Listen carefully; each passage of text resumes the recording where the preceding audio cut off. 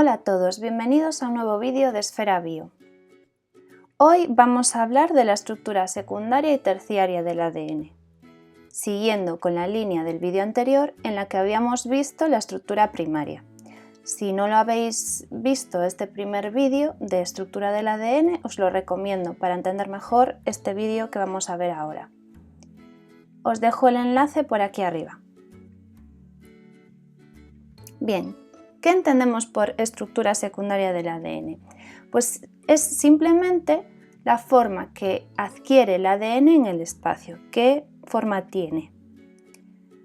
Para saber cómo era esta estructura, esto no se supo de la noche para la mañana, sino que fue necesario deducir esta estructura a partir de diversos estudios que se llevaron a cabo en los años 50 del siglo XX.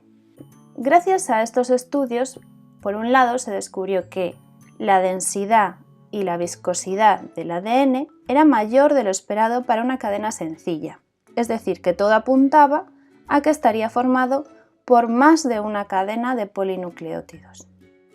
Erwin Chargaff descubrió que la composición de bases era diferente de una especie a otra, pero siempre había la misma cantidad de timina que de adenina y la misma de citosina que de guanina, lo que le hizo sospechar de la existencia de puentes de hidrógeno entre las bases que unen estas bases nitrogenadas en parejas.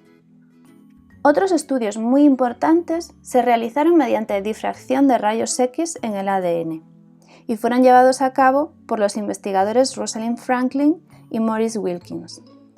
Se observó que el ADN tenía estructura fibrilar con un diámetro de 2 nanómetros y que presentaba unidades que se repetían cada 3,4 nanómetros y cada 0,34 nanómetros,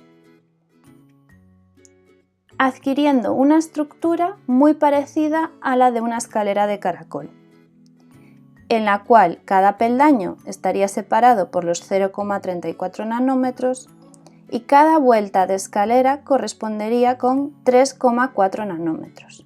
Además de estos descubrimientos, ya se sabía que el ADN estaba compuesto por nucleótidos unidos por enlaces fosfodiéster, como vimos en el vídeo anterior. Pues analizando toda esta información conseguida gracias a los diversos estudios previos, los científicos James Watson y Francis Crick desarrollaron su famoso modelo de la doble hélice de ADN, el cual continuamos utilizando hoy en día. ¿Y en qué consiste este modelo?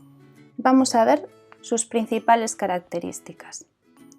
En el modelo de la doble hélice de ADN, obviamente el ADN está formado por una doble hélice que presenta un diámetro de 2 nanómetros, como veis aquí, y está formada por dos cadenas de polinucleótidos enrolladas alrededor de un eje imaginario. En este caso, en este esquema, vemos aquí una de las cadenas y aquí veríamos la otra, y estarían enrolladas siguiendo un eje imaginario. Las bases nitrogenadas se sitúan hacia el interior de la hélice, con los planos de sus anillos paralelos entre sí y perpendiculares al eje de la doble hélice, como vemos aquí, lo que recuerda a los peldaños de una escalera. El enrollamiento de esta hélice, de esta doble hélice, es de estrógiro, hacia la derecha, como veis aquí. Ambas cadenas giran hacia la derecha. Y plectonémico, es decir, que para que se separen las cadenas hay que desenrollarlas primero. Cada pareja de nucleótidos está separada entre sí por 0,34 nanómetros y cada vuelta de la doble hélice está formada por 10 nucleótidos, por lo tanto su distancia será de 10 nucleótidos por 0,34 nanómetros de distancia entre ellos, 3,4 nanómetros. Las dos cadenas son antiparalelas, es decir, los enlaces 5', 3', están orientados en sentidos opuestos. Como vemos aquí, una cadena está en este sentido, 5', 3', y la otra en sentido contrario, en 3', acaba en 5'. Además, las cadenas son complementarias. ¿Qué quiere decir esto de cadenas complementarias? Pues que, tal y como había descubierto Erwin Chargaff, las bases nitrogenadas se emparejan.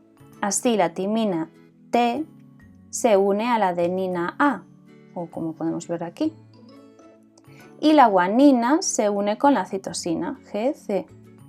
Estas uniones entre bases nitrogenadas y, por tanto, entre las dos cadenas, se producen mediante puentes de hidrógeno, que estarían representados por 2 rayas en el caso de la timina adenina y 3 en el caso de la guanina citosina, porque se forman en este caso 2 puentes y en este 3 puentes.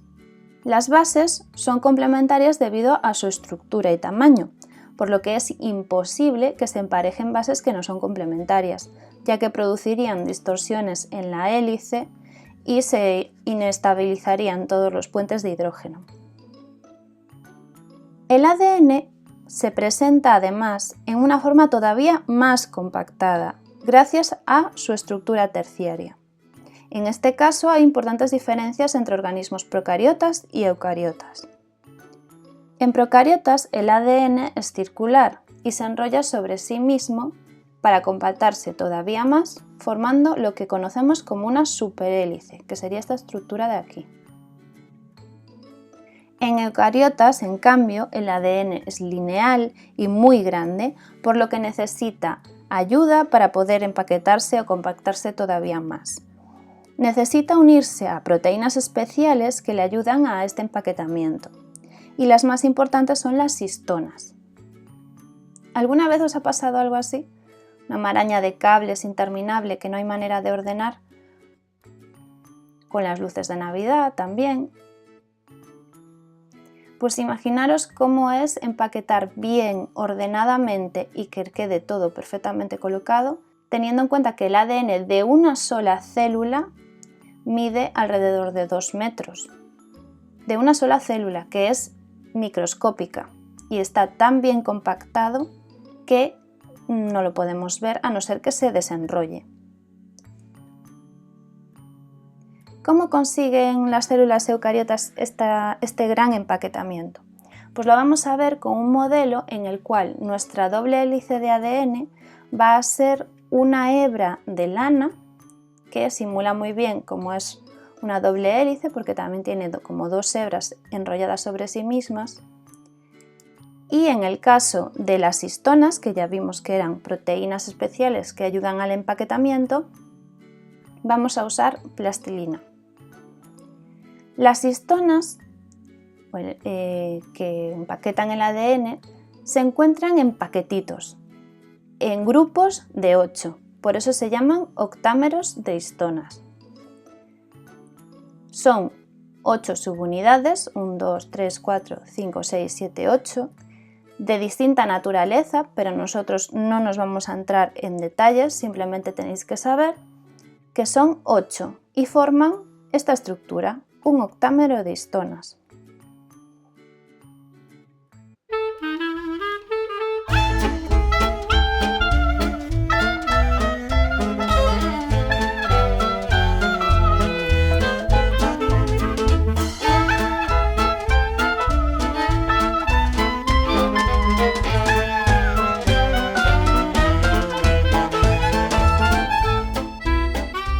En este vídeo habéis visto cómo se enrollaría la cadena de ADN alrededor de los octámeros de histonas.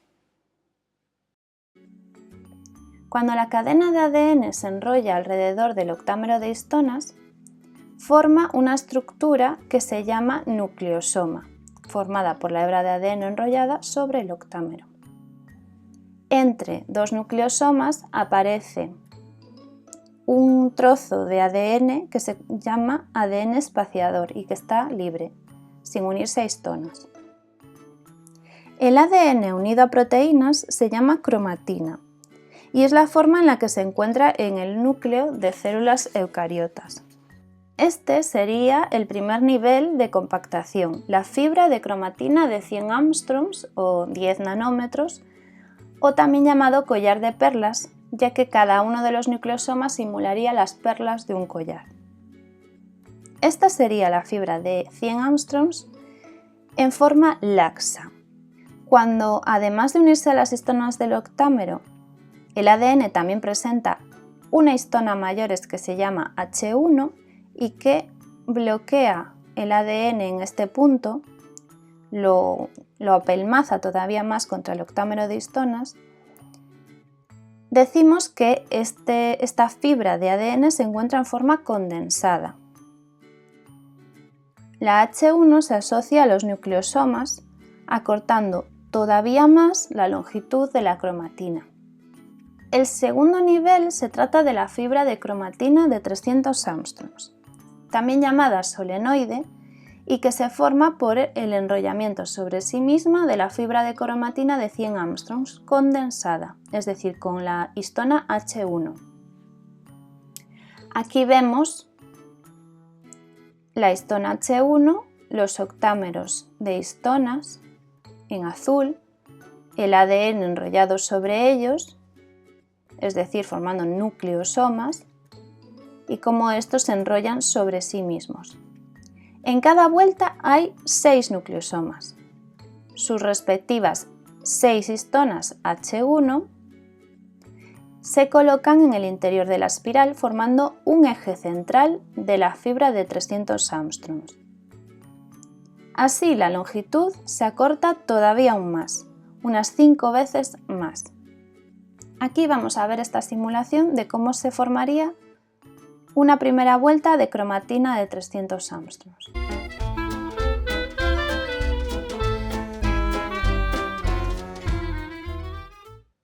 El tercer nivel se denomina dominios en forma de bucle, y ahora vamos a ver por qué. En este caso, la fibra de 300 angstroms forma una serie de ondas, como vemos aquí, que se llaman dominios estructurales en forma de bucle. Estos bucles se estabilizan mediante un andamio proteico que los sostiene y mantiene su forma. Continuando con el empaquetamiento de esta forma, se consigue una superespiralización que compacta el ADN en su grado máximo, formando los cromosomas mitóticos. Así que, a modo de resumen, podemos ver en esta figura cómo es la compactación del ADN eucariótico. Aquí podemos ver la doble hélice de ADN con sus 2 nanómetros de diámetro, que se compactaría uniéndose a los octámeros de histonas, formando los nucleosomas. Esta sería la fibra de cromatina de 100 angstroms o 10 nanómetros. Un grado mayor de compactación sería cuando la fibra de cromatina de 100 angstroms se enrolla sobre sí misma formando el solenoide. Y en este caso tendríamos por tanto la fibra de cromatina de 300 angstroms o 30 nanómetros. Cuando la fibra de cromatina 300 angstroms forma los dominios en forma de bucle, el ADN queda todavía más compactado. Y finalmente, siguiendo esta superespiralización, se enrolla todo bien y finalmente se alcanza el grado de compactación máximo que encontramos en los cromosomas mitóticos en metafase. Esto es todo por hoy, espero que os haya resultado útil este vídeo. Cualquier duda o comentario me lo dejáis en la cajita de comentarios y yo intentaré responderos lo antes posible. Y nada, avanzar que en los próximos vídeos traeremos unas novedades que consisten en por fin hacer casos prácticos, es decir, ejercicios que pueden resolver dudas que tengáis a la hora de hacer vuestras actividades de clase. Serán de genética y ecología principalmente, intentaré meter alguna otra cosa, pero bueno, lo iremos viendo, así que estaros atentos. Si te ha gustado este vídeo, dale a like y nada más. Muchas gracias por verlo y nos vemos pronto.